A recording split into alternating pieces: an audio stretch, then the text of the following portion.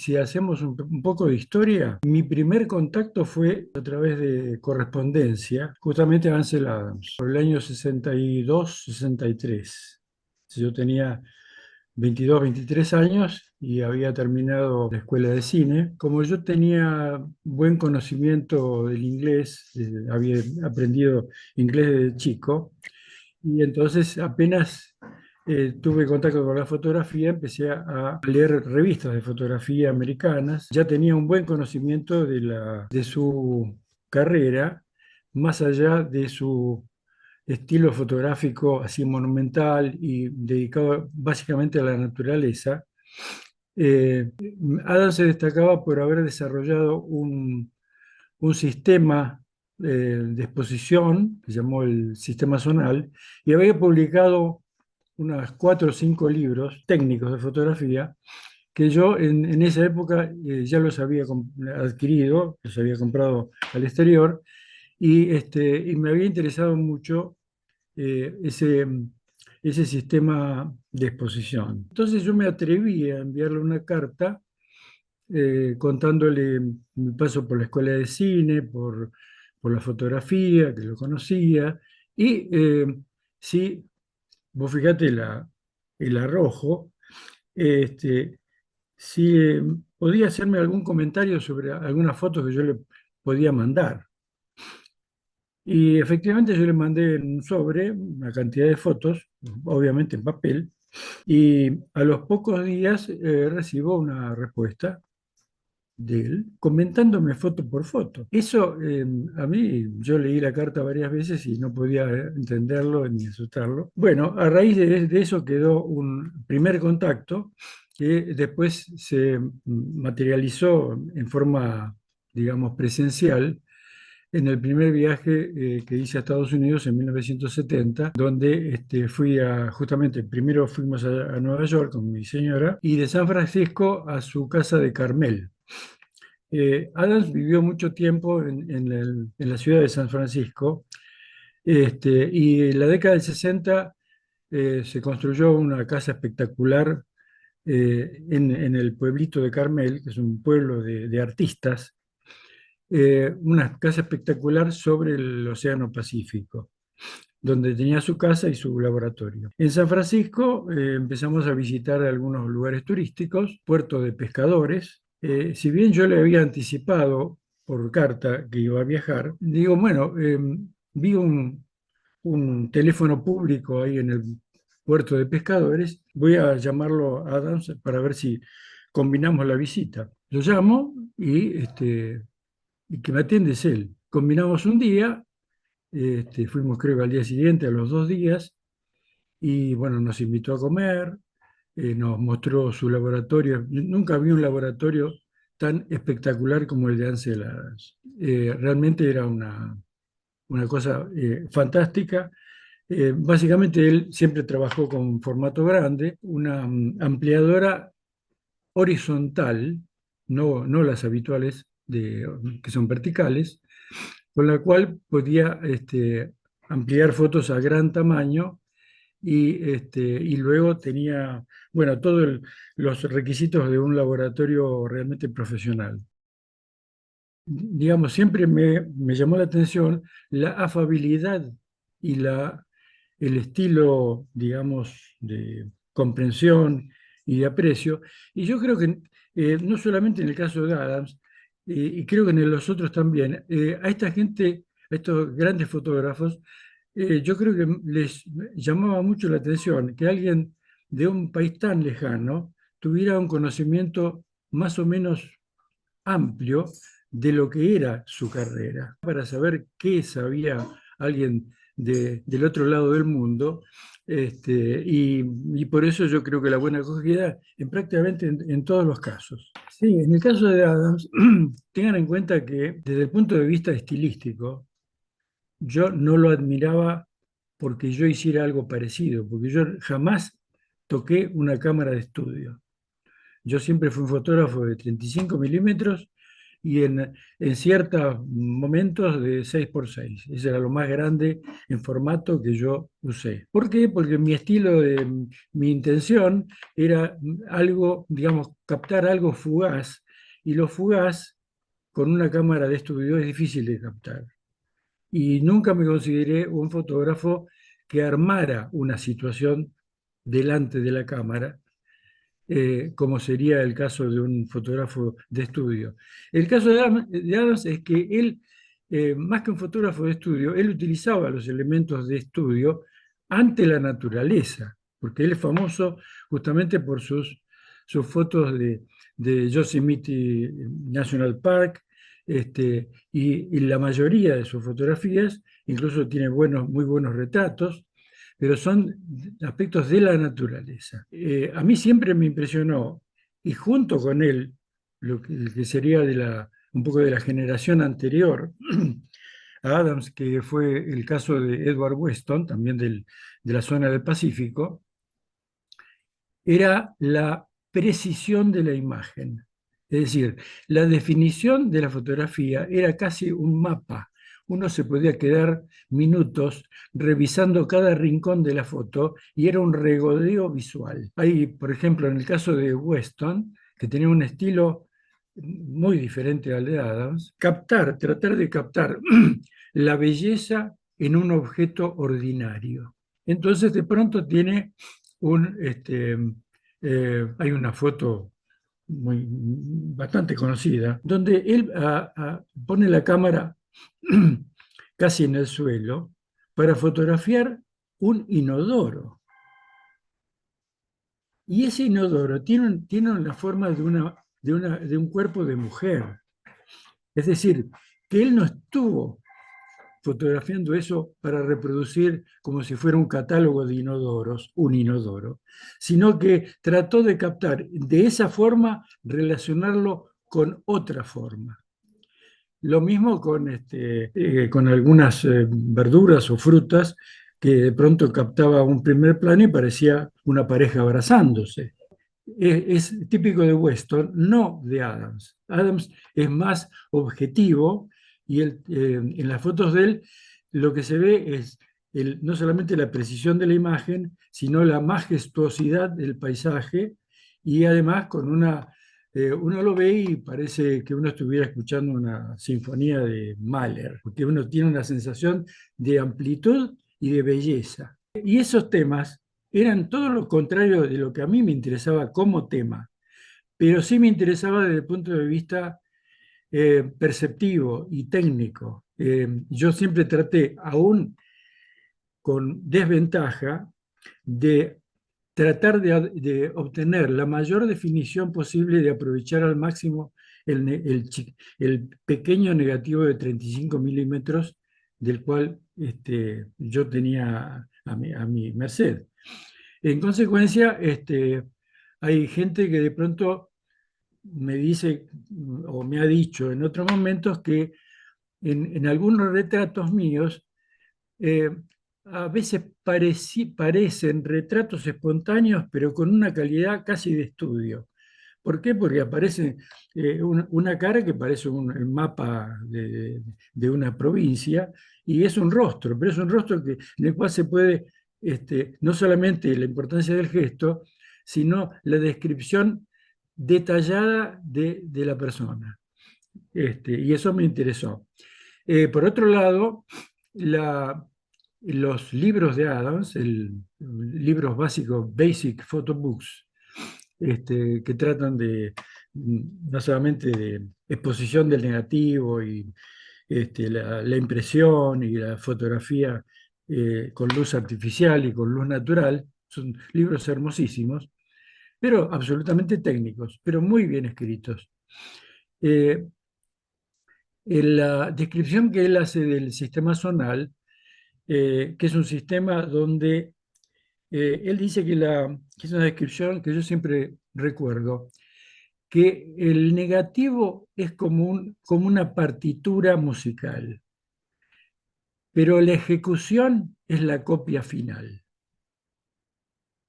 Es decir, que en el negativo uno tiene que tener todo para luego poder interpretar la imagen y convertirla en positivo. Que Adams era músico, además, él era pianista, digamos, amateur, pero con bastante buena técnica, y le interesó siempre la música. Y él trasladó algunos conceptos, tratar de exponer, de tener las dos o tres mediciones claves de la imagen para colocarlos previamente en el rango del negativo, de manera que el proceso de copia sea más sencillo y no haya necesidad de estar trabajando demasiado. Es decir, que cada gris tenga su ubicación. Claro, ese sistema de exposición es más apropiado para un objeto estático, puede ser un paisaje o un objeto, etcétera. A mí no, yo prácticamente jamás usé el sistema zonal porque, digamos, es un sistema lento. Es decir, yo tengo que hacer dos o tres mediciones fotométricas y voy a decir, bueno, esto lo voy a colocar en la zona 3, aquel en la zona 5 y esto en la zona 8. Y eso en una circunstancia como puede ser la de un reportaje, no hay mucho margen para eso. Pero sí me enseñó, me dejó una enseñanza, como puedo decir, en la parte, en el fondo de mi cerebro para que el resultado fotográfico sea el más preciso posible. Que los retratos de Cars son de una calidad impresionante. Es decir, uno lo ve y uno dice, este es el retrato definitivo de alguien. Digamos, tiene esa cosa, digamos, de una magnificencia que yo jamás intenté hacerlo porque por otro lado, no, desde el punto de vista técnico nunca me interesó. Es decir, Karsh es un típico, es un fotógrafo de estudio. Yo no conozco que haya recurrido jamás a una 35 milímetros, ni siquiera a una 6x6. Es estudio puro y duro. Trípode, cámara y después el disparador en la mano con la goma para disparar lejos de la cámara, para introducir un poco el tema de Karsh. Karsh vivía en Ottawa, en Canadá. Digo, ¿por qué no? Eh, con quien nunca me había, digamos, intercambiado ninguna correspondencia. En ese momento, él vivía y tenía su estudio en habitaciones de un hotel importante del centro de Ottawa, un hotel tipo Plaza Hotel de allá, que se llamaba, y creo que todavía existe, Chateau Frontenac. Bueno, un edificio de toda una manzana, estilo, digamos, francés. Bueno. Y al entrar en el hotel, hay de pronto en un costado una especie de aviso donde dice estudio fotográfico de Yusuf Cash. Este, y, o sea que el estudio estaba dentro del hotel. Y bueno, ahí yo lo que hice fue preguntar por el señor Cash y decirle que hay un fotógrafo argentino que quiere verlo. Punto. En la recepción. Esa fue toda la introducción. Y a partir de ese momento, por supuesto, fuimos recibidos, estaba él con su esposa, y no solamente me mostró el estudio y demás, y las fotos, tenía un montón de fotos a gran tamaño en la exposición, sino que nos invitó a almorzar en el restaurante del hotel. Y yo le dije, bueno, está bien. El problema fue que, como es un hotel, digamos, muy distinguido, no se podía entrar al restaurante sin saco y corbata. Y yo estaba de campera, estilo absolutamente deportivo, y me dice, miren, no será problema, le vamos a conseguir una corbata y un saco. Y al rato apareció una corbata y un saco, me la puse y ahí pudimos entrar al almuerzo.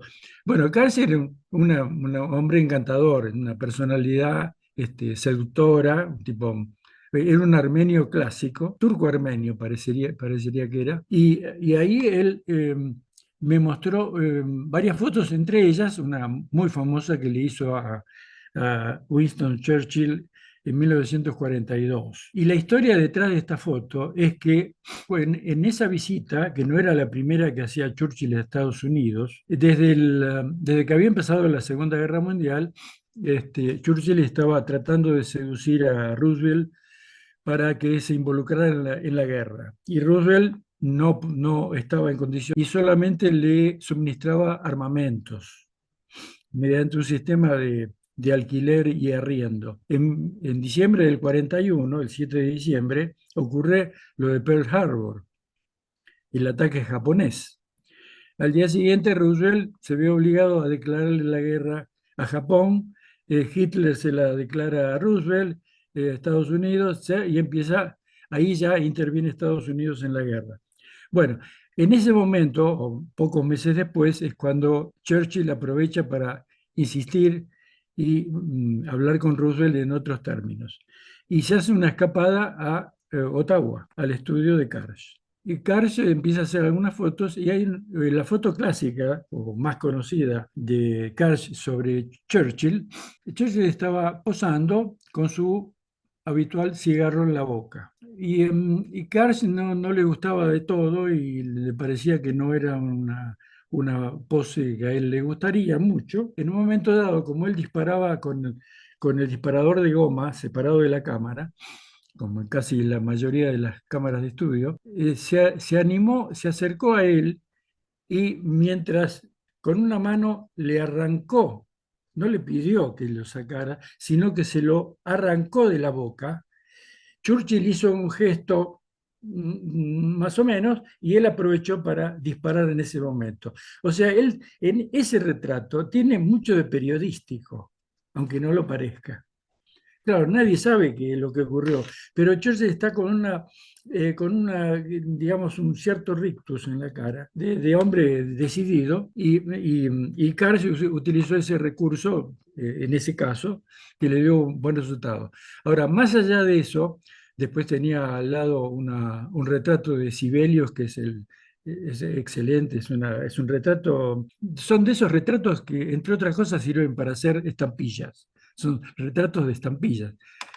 Son los retratos con los cuales si uno dijera, bueno, quiero tener un retrato, una foto de alguien, y las de Karsh sirven en ese caso para... Bueno, eso fue en el 1982. Y algunas personas me han dicho que algunos retratos míos tienen ese aspecto a veces de semi-estudio. Pues yo te comenté que en el 63 más o menos fue mi primera carta a un fotógrafo importante, como fue en el caso de Adams, y la segunda, ahora recuerdo, que fue la de Cartier. Viste que yo apuntaba siempre a fotógrafos de tercera categoría. Y entonces obviamente yo no tenía la menor dirección de Cartier, no sabía dónde vivía, pero como sí sabía que trabajaba en la agencia Magnum, entonces averigué la dirección de la agencia Magnum y le mandé una carta. Esto fue en el año 65, es decir, en el caso de Adams tenía 23, en el caso de Cartier tenía 25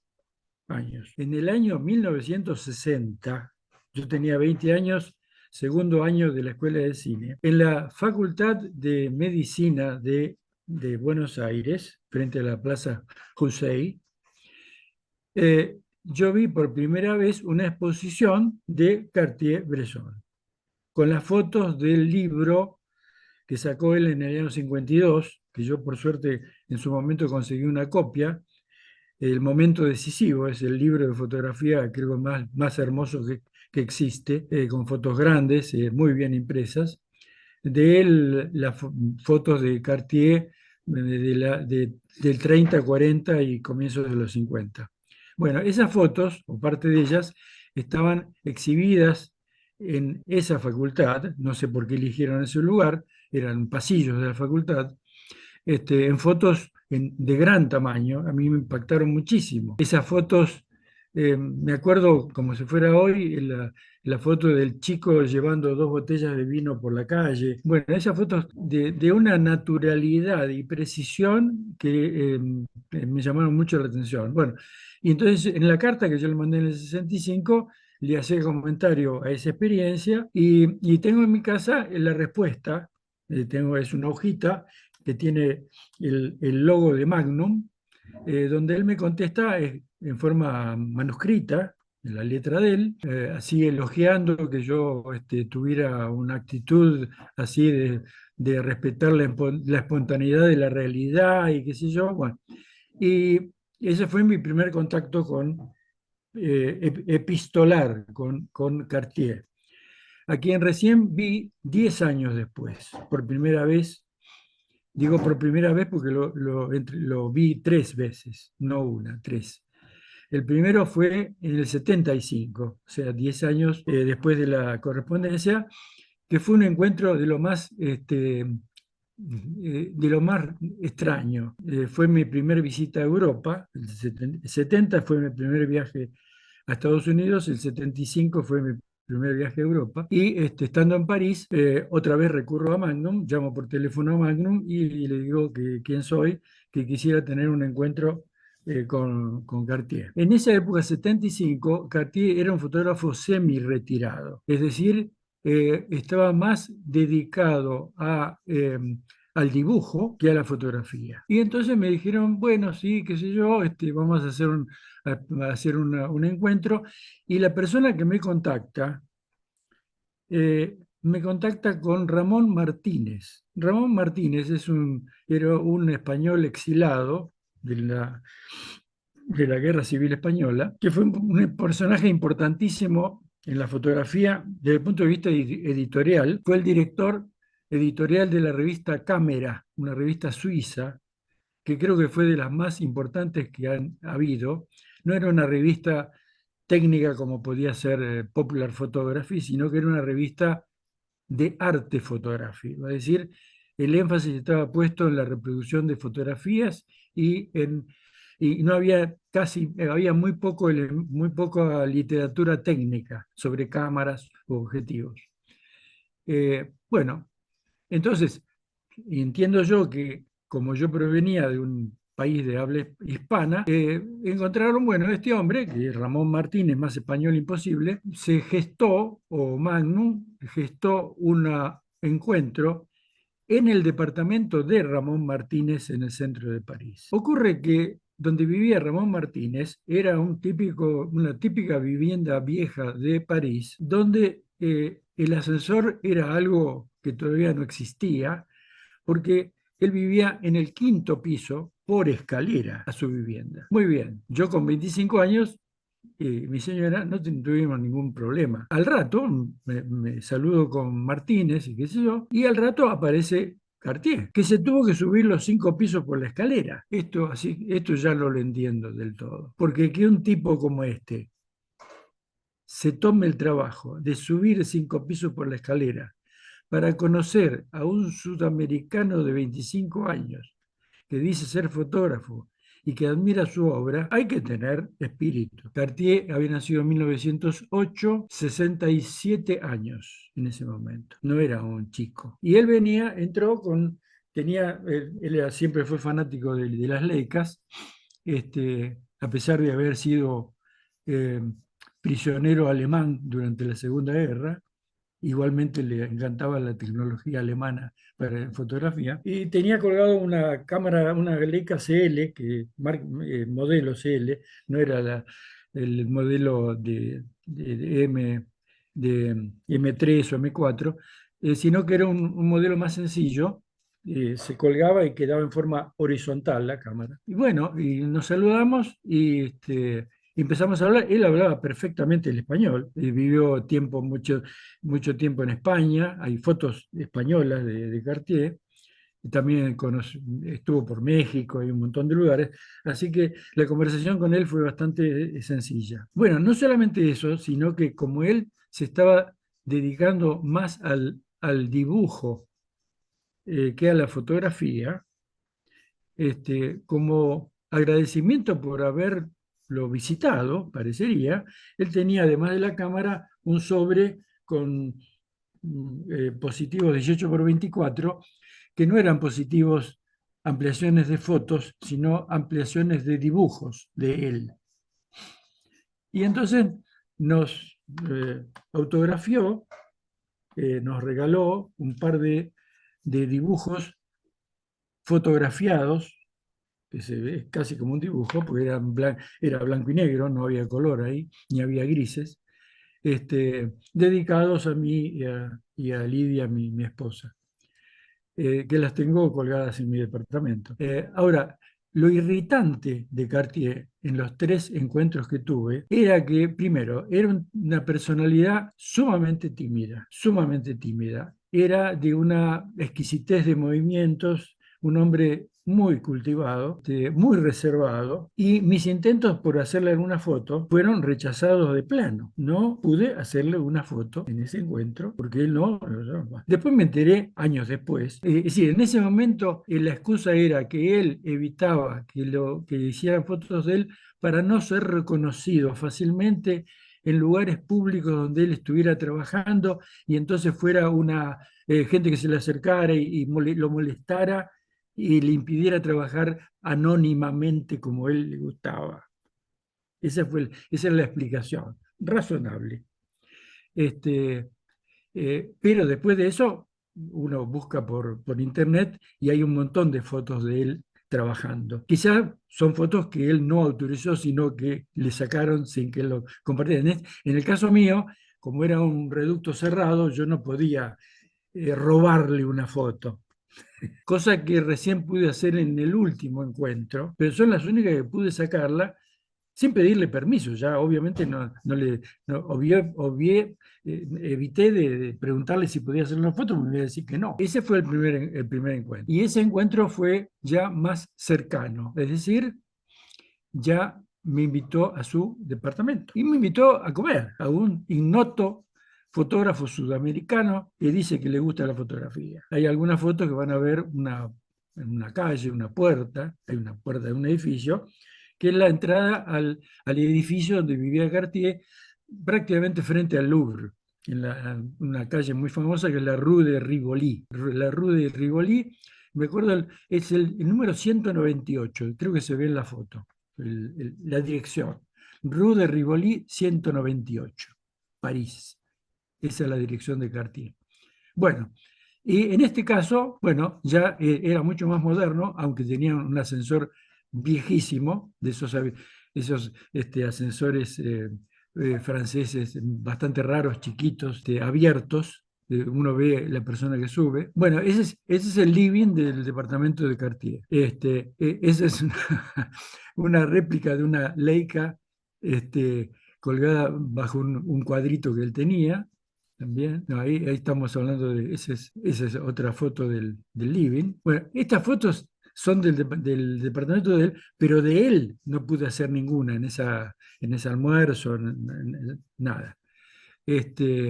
Y bueno, ahí conocí a la esposa, Martín Frank, una fotógrafa también, varios años menor que él. Tercer encuentro es de 1991, en las oficinas de Magnum.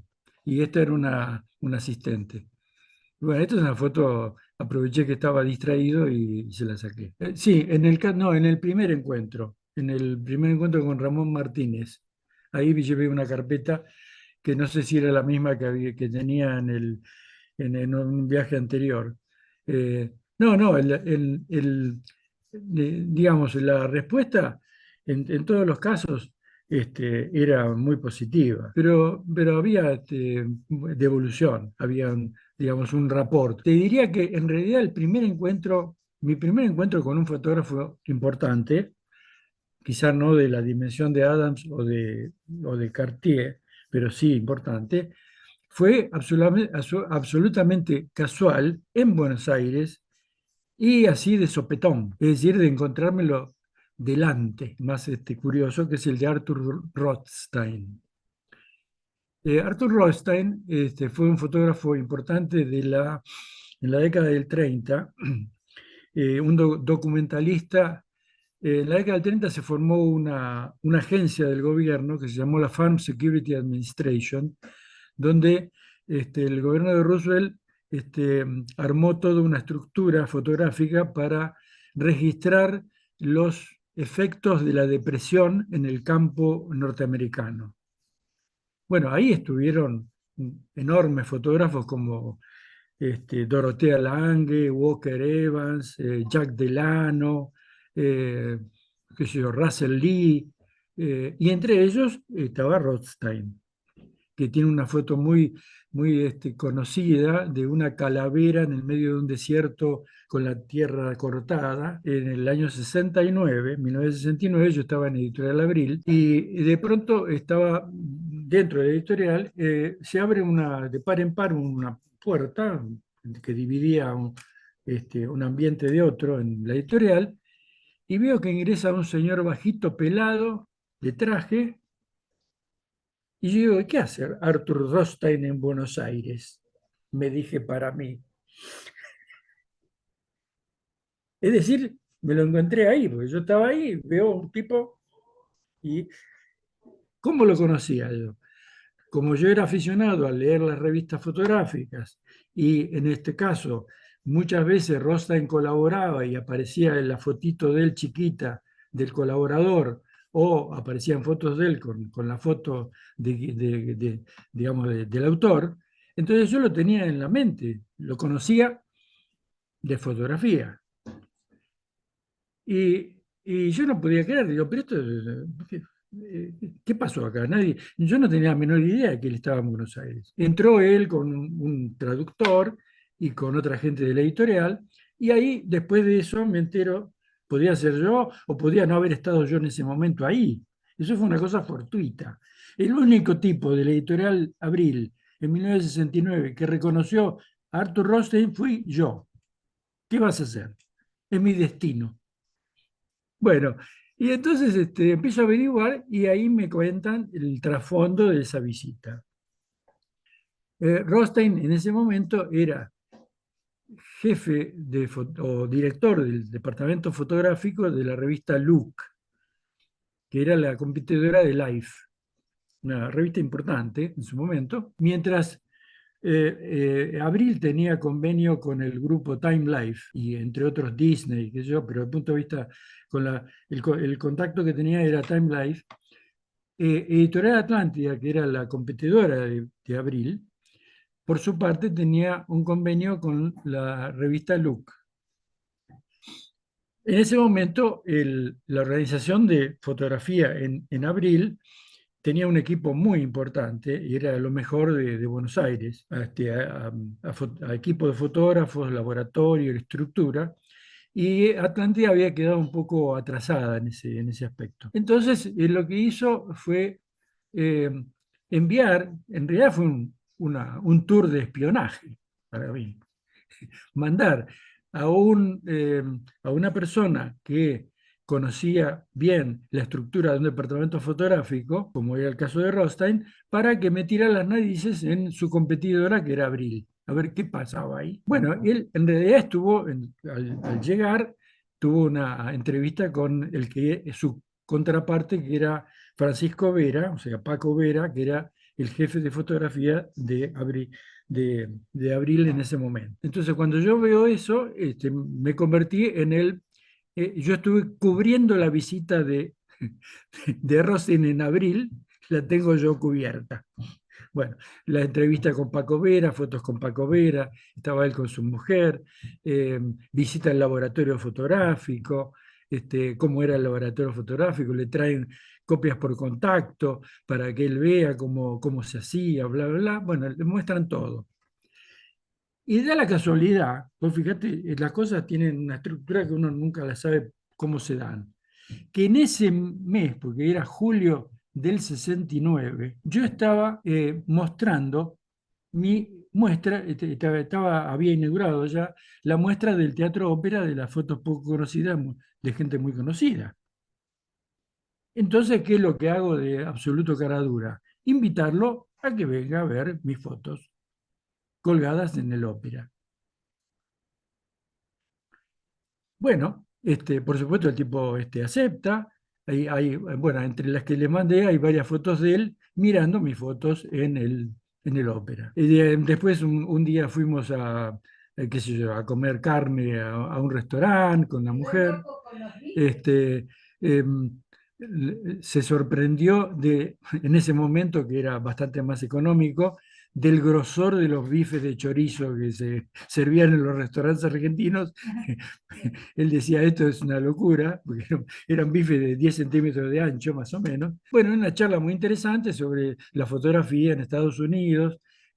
Ahí me enteré, él me comentó, es un detalle que todavía lo recuerdo, que él fue el primer maestro de fotografía, nada menos que de Stanley Kubrick. El director americano Stanley Kubrick fue en su juventud fotógrafo, reportero de la revista Look. Y entonces fue uno de los fotógrafos que tenía Rothstein en su equipo. El hecho de que pudiera hablar inglés razonablemente, obviamente que facilitaba enormemente las cosas porque no necesitaba traductor para entendernos. Yo empecé justamente, yo me fui de Abril en el comienzo del 77. Te digo que me fui, si bien no quiero hacer ninguna apreciación política, pero evidentemente el golpe de marzo del 76 eh, produjo en el aspecto periodístico y fotográfico, eh,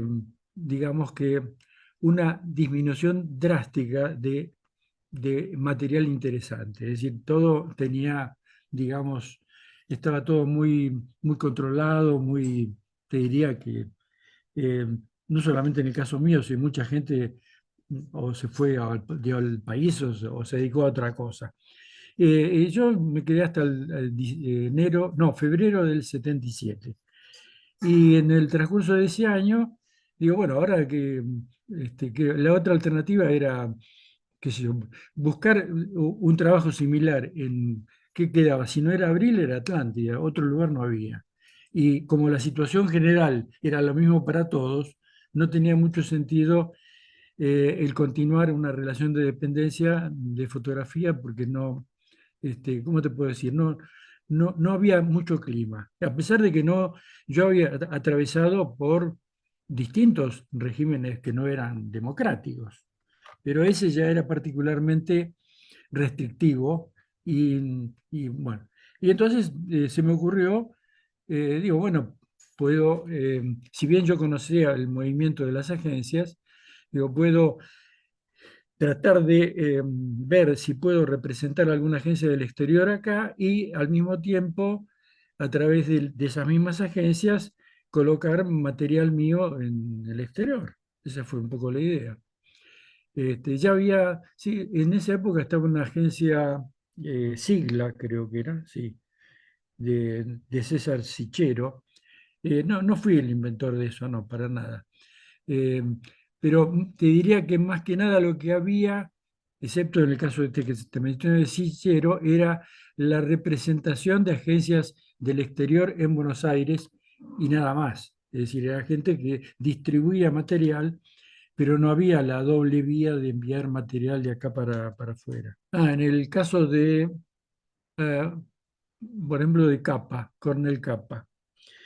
Eh, Cuando Paco Vera se entera que voy a viajar a Nueva York, eh, dice, entonces te voy a dar algo para que para que se lo des a Cornel Capa. Es decir, el contacto me lo dio Paco a mí, porque eran conocidos, eran, digamos, amigos.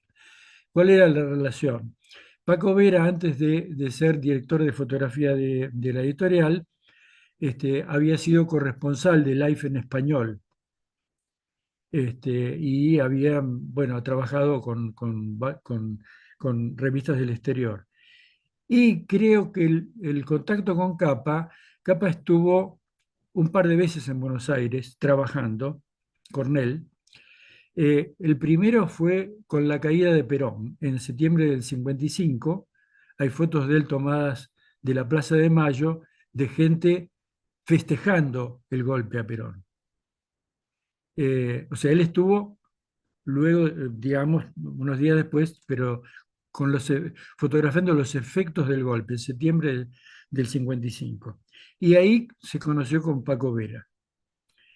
Después estuvo en una segunda oportunidad, creo que en el 62, eh, que le encargaron a Capa fotos sobre un movimiento pictórico muy interesante que se estaba desarrollando especialmente en Sudamérica y en especial en la Argentina. Y estuvo haciendo fotos de algunos pintores argentinos, pintoras argentinas, este, y también, bueno, hubo relación con Paco Vera. Entonces Paco me dice, bueno, ya que vas a Nueva York, te voy a dar algo para que se lo entregues a él, un regalo, digamos. Ahora, el regalo era una caja de vinos, media docena de vinos. Yo no sé cómo llegaron eso, porque digo, bueno, espero que no se rompan en el camino. Y entonces me dio la dirección de Paco Vera, que estaba en la Quinta Avenida, ahí cerca del Empire State Building, en un departamento. Creo que lo llamé antes y lo visité. Era también, era un showman. Cornel Capa era un verdadero showman, era un tipo así seductor, un presentador, ¿no? este, y un húngaro muy comprador.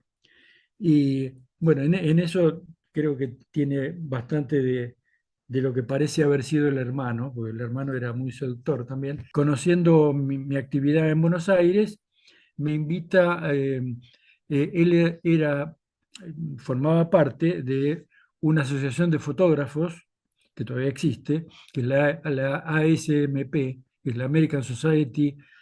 En ese momento se llamaba American Society of Magazine Photographers, y con el paso del tiempo cambiaron magazine por media photographers, como para abarcar distintos campos. Me dijo, ¿por qué no, como esa asociación que era básicamente de fotógrafos americanos? Estaba Capa, estaba Philip Halsman, no sé, lo que se te ocurran, Smith, todos estaban. Eran fotógrafos de relieve en ese momento, y me invita a ingresar Yo le mostré algunas fotos y venía de parte de Paco Vera, entonces ya era un fotógrafo importante, solamente por eso. Y le había traído vinos argentinos, con lo cual ya estaba todo definitivo.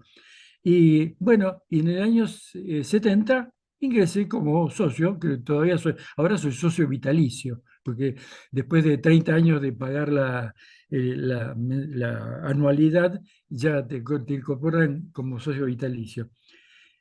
Socio, digamos, extranjero, o sea, hay socios en Estados Unidos y socios de distintos otros países. En el 70, 1970. Después yo estuve un par de veces más con él, ya cuando la segunda vez creo que fue en el 79, sí, eh, fundado el ICP, el International Center of Photography, eh, que todavía existe, es muy importante, que se dedica a las muestras de fotografía. Incluso yo estuve ahí cerca, pasando el Central Park por la calle 92 más o menos y la Quinta, que había una esquina con un edificio antiguo de 4 o 5 pisos, donde él consiguió formar un lugar de exposiciones fotográficas de fotografía contemporánea. Hasta ese momento el único lugar para visitar fijo era el Museo de Arte Moderno. Ahí tienen un sector que lo manejó en su momento Edward Steichen y John Sarkowski, recuerdo, y que visité en su momento. Pero el ICP se convirtió en una segunda fuente de muestras de fotografía. Los encuentros partían luego de conocer la obra y no al revés. Es decir, mis encuentros siempre tuvieron que ver, si bien eran fotógrafos de muy diversos estilos, porque por un lado vos decís qué tendrá que ver eh, Karsh y Adams con Cartier y con Smith. Bueno, hay ciertas características, como apreciador fotográfico, yo no podía solamente decir, bueno, me gusta solamente el estilo fotográfico que a mí que yo uso y las fotografías que me van a gustar van a ser esas. De manera que cada uno tenía su impronta. En el caso de Smith, por ejemplo, ya era un concepto distinto porque él fue, digamos, uno de los más importantes desarrolladores de la historia fotográfica, como la estructura de un film. Es decir, no es solamente el hecho de captar la fotografía importante, sino una secuencia de fotos importantes que cuenten una historia. En el año 70, después de conocerlo a Capa, que fue el primero, buscando la guía, imagínate lo que es en Nueva York buscar a un Smith, ¿no? Es como buscar acá Pérez. ¿Cómo lo encontré? Porque es el único tiene W. punto. Eugene, Eugenio, digamos, W por William, que no sé por qué le puso punto, como si no le gustara su primer nombre, y entonces está usando el segundo, que sería Eugene, y contraído sería Jean. Muy bien. Entonces, yo tuve que buscar por Smith, y en cuanto encontré W punto es este. Y por supuesto no me equivoqué. Llamé por ahí, me atienden. ¿Quién me va a atender? Jim Smith, que obviamente no tiene secretaria. Jim Smith vivía en ese momento en un estado de casi semi-pobreza, y eso es la verdad. Smith alquilaba un primer piso en el distrito, el Flower District, le llaman, o sea, donde había florerías y era en la Sexta Avenida, un lugar de, como si fuera acá el mercado de flores, por decirte algo. Te diría que vos pasás por la puerta y tratás de no entrar, porque era un aspecto sórdido, una escalera que toda con graffiti por todos lados. De eso me enteré, no al llamar por teléfono, porque no sabía ni siquiera dónde vivía, sino cuando me encontré con él y te digo que era un lugar especial. Era una especie de loft que daba sobre la Sexta Avenida, donde él tenía no se sabía dónde empezaba la vivienda y dónde empezaba el laboratorio. Era todo una sola cosa. Fotos pegadas por todos lados, un aparente desorden monumental. Y en ese momento, en el encuentro, también, bueno, antes de charlar, bueno, ¿por qué no vamos a comer algo?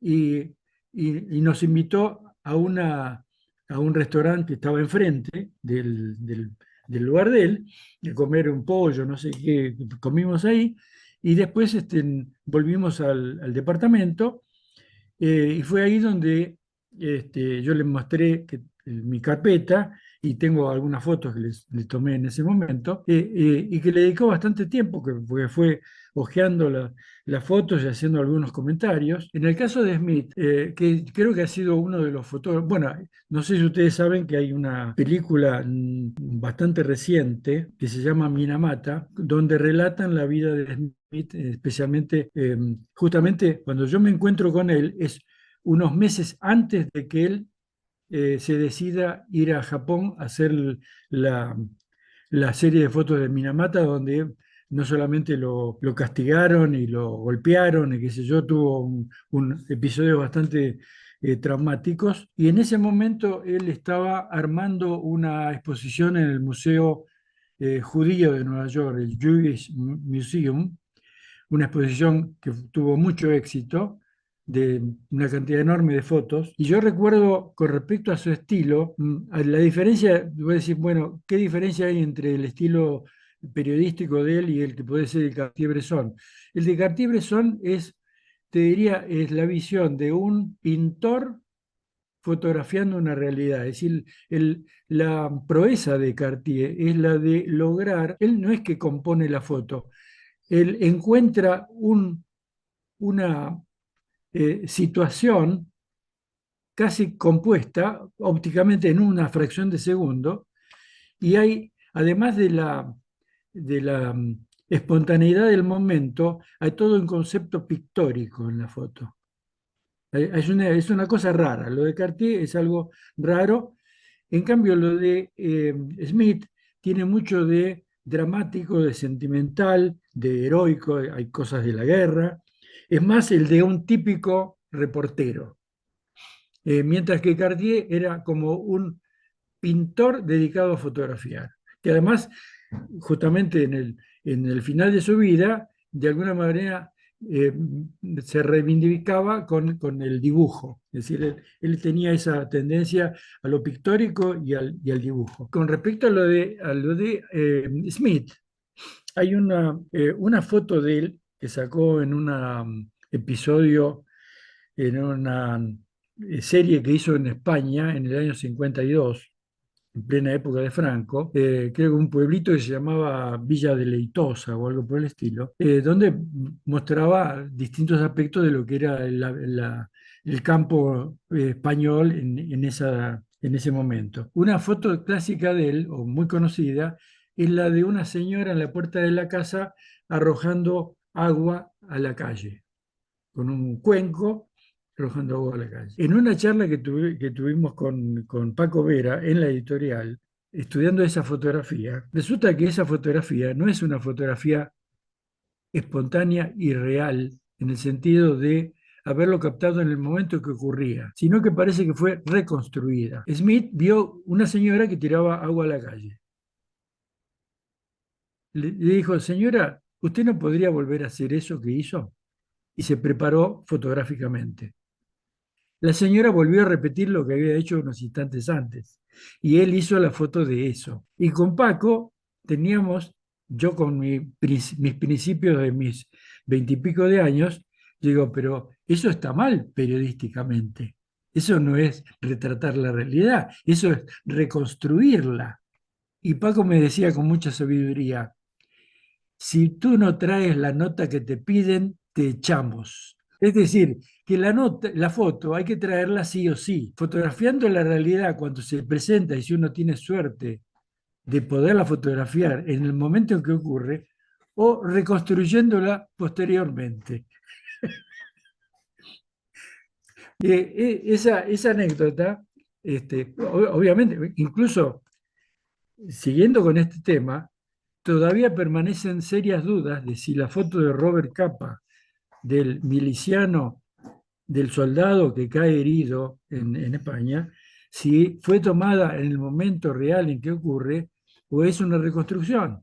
De eso todavía no hay elementos, pero conociendo a los capas, yo no tendría ninguna duda que pudo haber hecho. Ahora, desde el punto de vista eh, fotográfico, digo, bueno, de todas maneras es un logro importante, no se puede desmerecer. Es más bien un criterio, casi te diría, ético fotográfico que una descripción periodística. Son consideraciones laterales.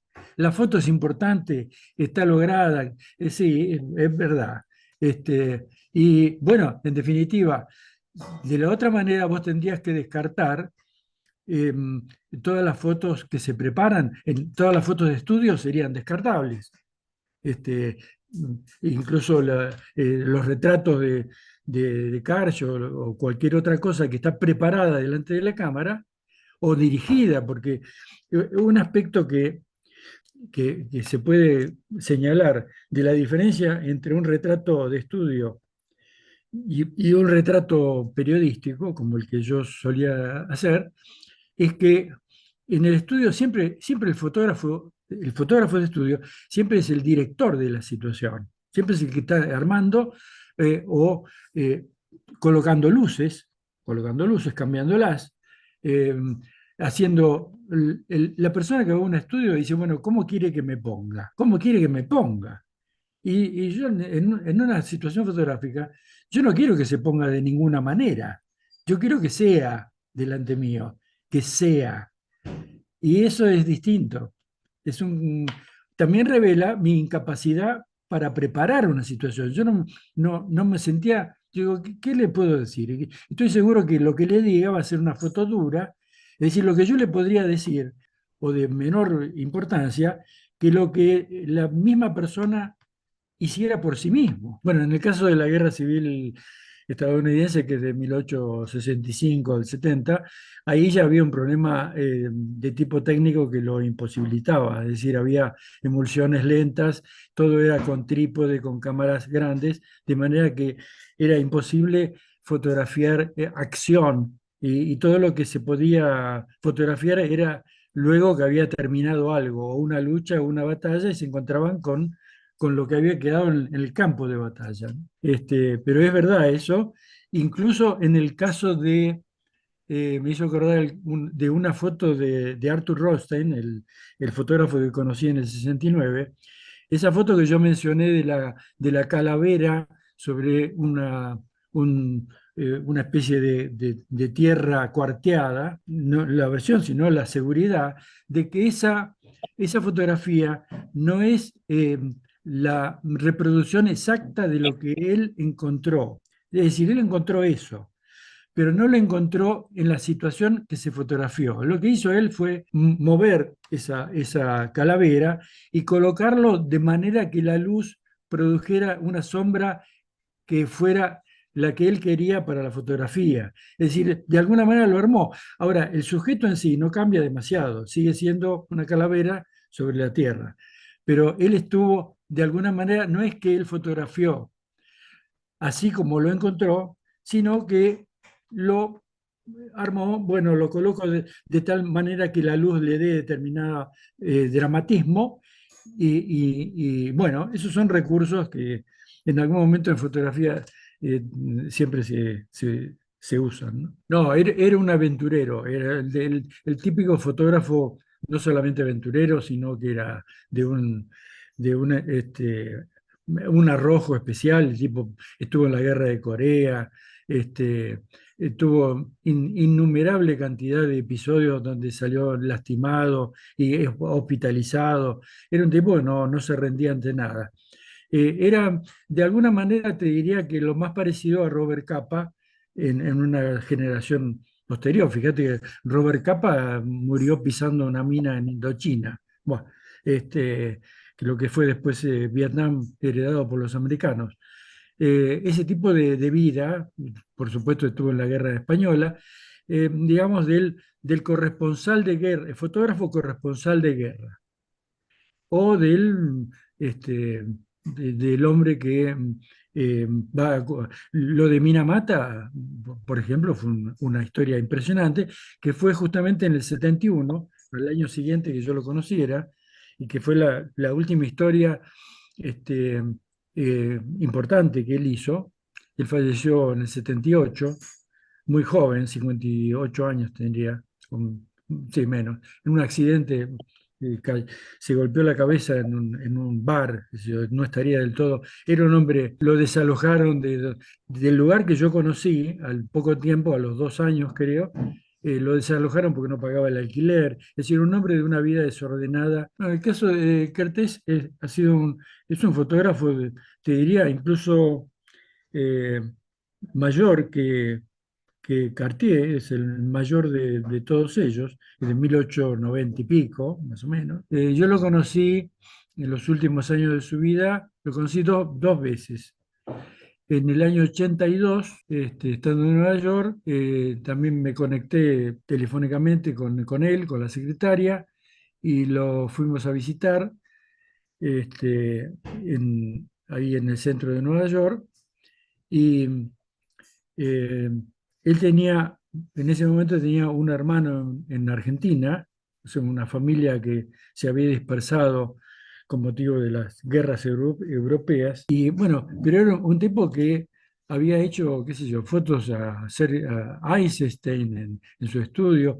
Tenía, digamos que era mm, tenía un poco de similitud con el estilo de Cartier, en el sentido de un criterio estético sobre una realidad captada en el momento. Es decir, no era un armador de situaciones, sino de captar situaciones, pero con un sentido casi pictórico. Lo que pasa es que de Kertész no hay una foto en especial, hay una serie de fotos importantes de él. Este, y dio la casualidad que 3 años después que yo lo vi en Nueva York, el Museo de Bellas Artes de Buenos Aires armó una retrospectiva. Se armó una retrospectiva de él y se lo invitó y vino a Buenos Aires. Donde ahí lo vi por segunda vez. Le hice un reportaje, digamos, una especie de reportaje, y lo tengo grabado por ahí, en el hotel donde estaba viviendo. Debe haber sido el último reportaje de su vida porque se murió 20 días después. En el 85, la última actividad de él fue venir a inaugurar esta exposición en el museo, este, y, y falleció poco tiempo después. Era un personaje, te diría, eh, así bastante raro, eh, el nombre eh, no muy abierto, eh, hablaba un inglés macarrónico, todavía mantenía eh, su, su tonalidad así original, y ahí me enteré de varios Kertész. Kertész es un apellido bastante común en Hungría, y da la casualidad que me dice, yo soy eh, Kertész, no tengo nada que ver con el director de cine, porque da la casualidad que Casablanca, la película Casablanca, fue dirigida por Michael Curtiz. Bueno, lo de Curtiz es un invento americano, pero disimula su verdadero apellido, que es Kertész. O sea, es Mijail Kertész. Era un húngaro tan húngaro como André Kertész. Pero en Estados Unidos, en Hollywood, que había esa tendencia a cambiar los nombres de todos, se convirtió en Michael Curtis con Z. Incluso tengo algunas fotos de él tomadas en el museo, en una recorrida de las fotos de él. Fue una exposición muy importante, muy abarcativa de la carrera de él. Y después en el hotel, no, fue una charla, una especie de reportaje que a mí se me ocurrió en ese momento, este, en un hotel ahí cercano. Más que el hecho de mostrar mis fotos, a mí me interesaba conocer más de ellos que de ellos mostrarles lo mío, porque podían ser más o menos gentiles y por ahí no, no era ese el objetivo, sino que uno quería de alguna manera tener una percepción de gente cuya obra uno apreciaba, y quería tener más datos sobre el trasfondo de estas carreras, ¿no? Sí, Yo también. detecté una gran receptividad y te diría, una humildad importante. Ninguno de ellos eh, se mostró como, usted no sabe con quién está hablando. No era eso. Como no teniendo lo de Cartier de la primera visita. Yo no creo que se pueda repetir que nadie se le ocurra subir 5 pisos para ver a un desconocido. Parecía que él quería conocerme a mí. ¿Me entendés? Esa situación, vos la trasladás acá y decís, pero no, eso es imposible. Vos estás inventando. Así como Ataulfo todavía no cree que yo vi una exposición de Cartier-Bresson en el 60, porque no consigue nadie que le diga, no consigue, digamos, constatarlo por terceras personas, entonces todavía lo tiene en el aire, porque dice, soy el único, porque ni Sara Facio, ningún otro fotógrafo parece haber visto. Entonces, yo por momentos digo, o lo soñé o es verdad. Vamos a La ver. facilidad del contacto con esta gente, el haber tenido una receptividad tanto epistolar como personal, el haber estado en almuerzos con la mayoría de ellos, de alguien que realmente no era simplemente una persona que provenía de un país lejano y que ni siquiera conocían lo que pasaba fotográficamente acá, eh, revela que, desde el punto de vista mío, que el hecho del acercamiento de la gente que desea saber algo, a mí me produjo una actitud de apertura. Es decir, nadie, una cosa que yo siempre aprecio es que la opinión sobre uno es lo que los demás dicen que uno es. Lo que uno percibe de sí mismo es de secundaria y última importancia. Yo puedo sentirme importante, pero si la gente que dice que una foto es buena, importante o buenísima, y lo dice otra persona, eso para mí es lo básico. Es decir, el autobombo, que es muy frecuente en muchas actividades, me parece de una gratuidad, de una inocencia, de un infantilismo que siempre me molestó en todas las actividades. Cuando aparece alguien que se refiere a sí mismo como autoelogiándose, siempre me parece que es algo antinatural, que no, la importancia de lo que uno hace es lo que los demás perciben de importante, no lo que yo percibo que es importante. Y en ese sentido, eh, por ejemplo, algunas veces he tenido, sí, digamos, comentarios así muy importantes. Uno eh, que en su momento de Sara Facio, que reconocía que mis retratos periodísticos para ella habían iniciado un cierto tipo de fotografía que antes no se hacía. Y bueno, digo, bueno, será así. Yo lo hice naturalmente, no lo hice para ser reconocido por esa actividad. Es decir, es algo que uno lo hace porque es lo único que uno puede hacer, lo hace de determinada manera, y si encuentra reconocimiento, mejor, pero que ese reconocimiento provenga del exterior. Y eso uno lo acepta. Puede cuestionarlo, también uno puede cuestionar el rechazo, pero tanto el rechazo como el reconocimiento hay que aceptarlo. con nosotros. Bueno, y yo les agradezco a ustedes esta oportunidad para traer a colación incidentes que han tenido hace tantos años, 50 años por lo menos. Bueno, muchas gracias. Te agradezco mucho.